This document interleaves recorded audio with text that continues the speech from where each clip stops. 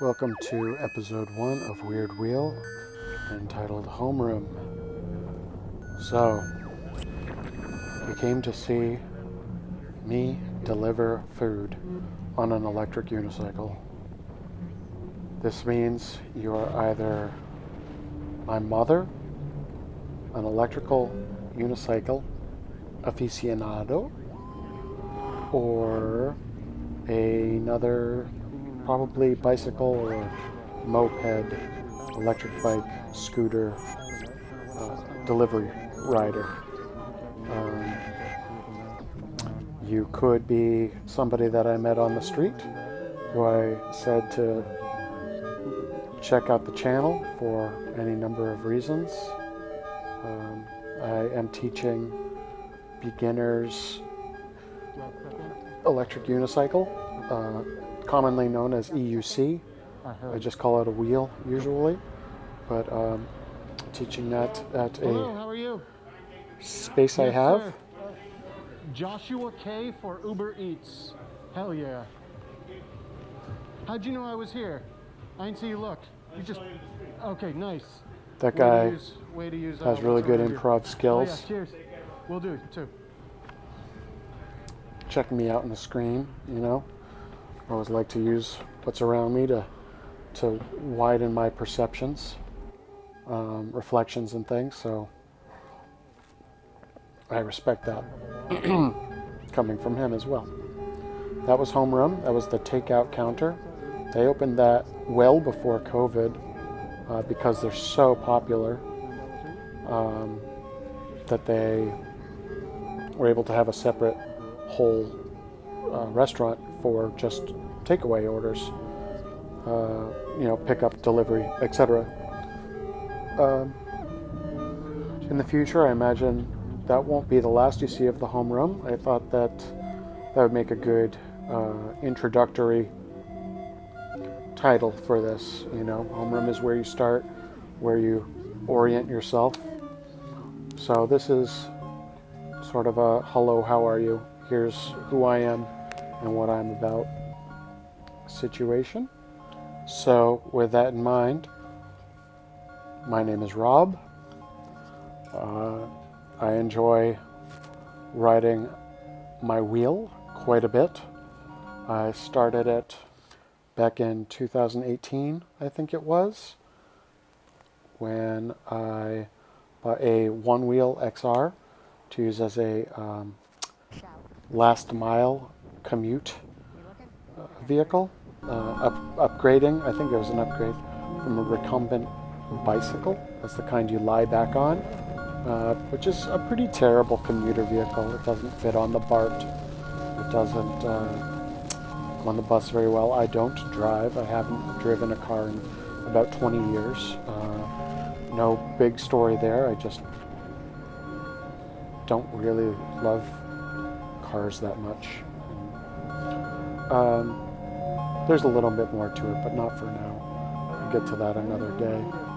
So I rode a One Wheel XR between the BART and my job, which was managing a cafe restaurant called Rose's Cafe in the Marina District of San Francisco. When the pandemic started, I wanted to get out and ride places. The battery for the One Wheel got you maybe 18 miles on a good day, and that sounds like a good amount, but you end up wanting more. I ended up wanting more. So I invested in my first electric unicycle, a 9-bot Z10, and a bit later, I think I received it in December, I bought, that 9-bot went for about 40 miles on a charge, a pretty significant upgrade, and double the range. That's when I first started trying doing deliveries. I was on unemployment at the time. I had some savings. I was selling records, but it occurred to me that could be a good tool for doing food deliveries. you're an essential worker at that point. So even on lockdown days, you could go out. I think a lot of people came to delivering food during COVID if they hadn't been before. But so I tried that, and what I learned pretty quickly is that 40 miles delivering food doesn't leave you much leeway for longer trips or for staying out for all that long. So, you could do a lunch shift and a dinner shift and charge between. That was cool, but I wanted it to be a little bit better, a little bit more manageable. And I ended up buying a pretty expensive wheel called the Veteran Sherman, and that gets me about 100 miles of range if I'm riding it at a decent speed, so like under 25 miles per hour. That is not what I'm riding in this. I ended up also getting a suspension one for those days when my knees got tired after riding all week. So that's what we have here.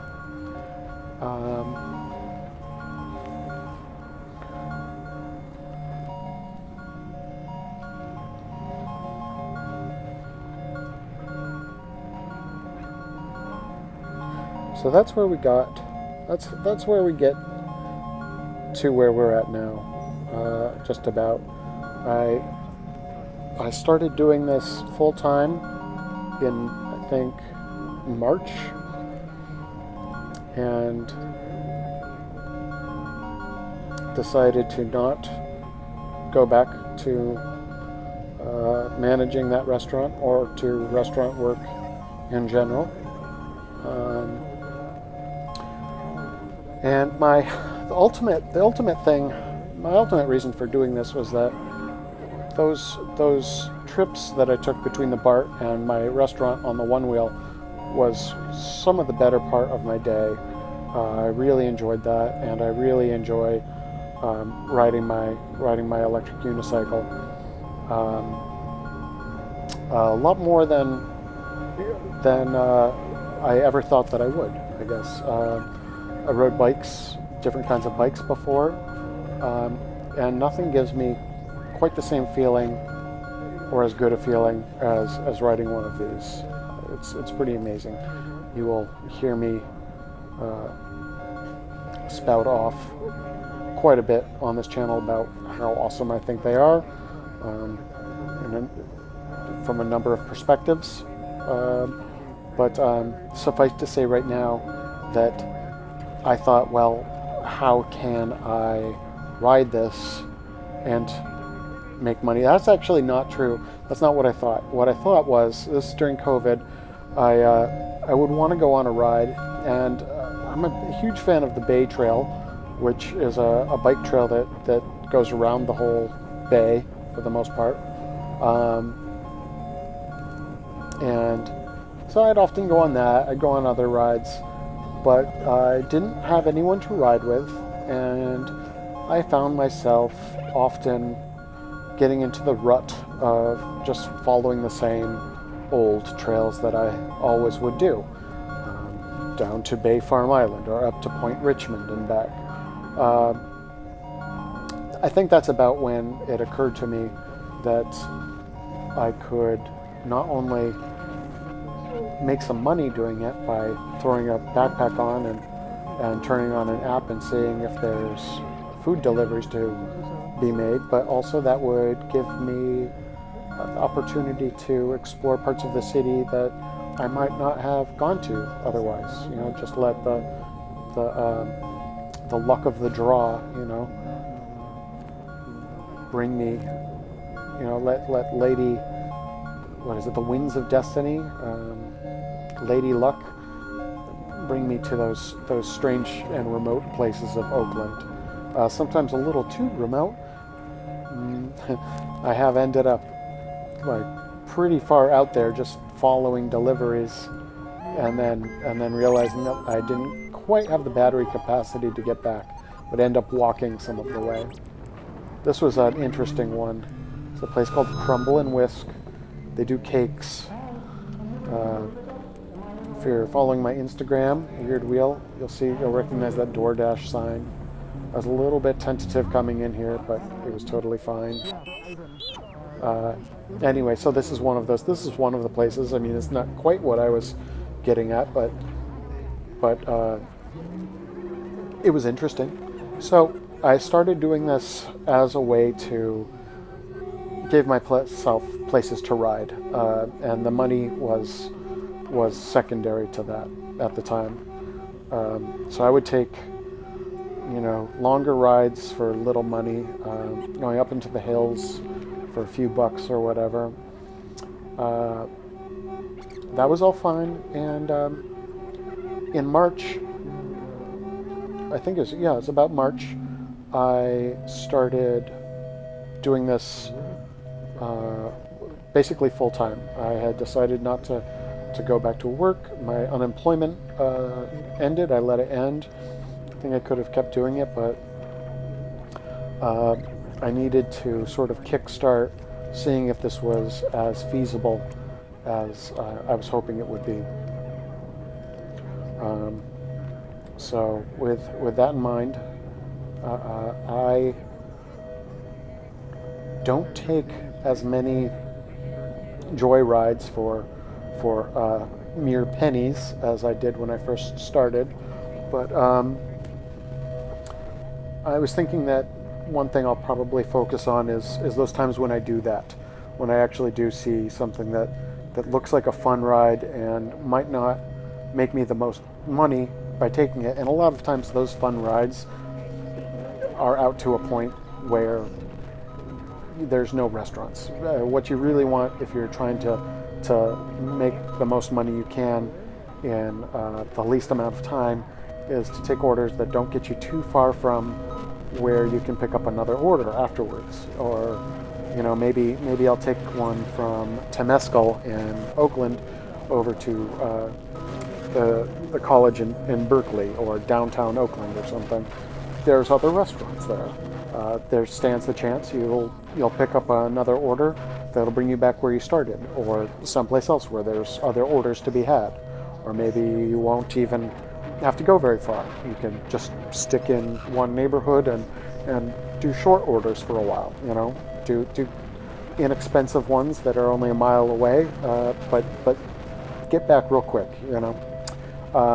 So the thing with the longer range rides is often a more interesting ride will bring you up into the hills or down on the waterfront or someplace that I'm not even sure where yet. So now this was one, it was late in the afternoon. I saw it's an order from Crumble and Whisk. I had screenshotted it, so I do have someplace how much it netted me. I'll take a look while I'm talking. But and I saw it was going into Berkeley. I remember kind of thinking that it was maybe not the best choice, but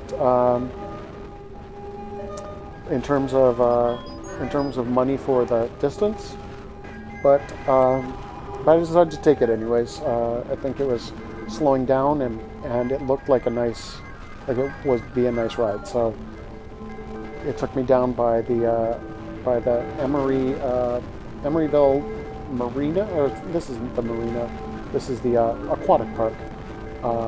It's a disc golf course and just nice pathway for mixed use. So here we go on that. So I'm taking a look to see if I'm just not gonna look at that right now. I was trying to see how much the delivery netted me. I think it was at least like $15 maybe. So not too bad for riding along the Emeryville Aquatic Park and then into Berkeley a little bit.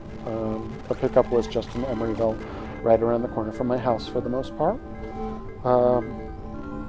But as I was saying, I was thinking that I'll probably do a couple of different styles of delivery-oriented videos, which would be a little bit more like, here's a single trip I took that that ended up being fun.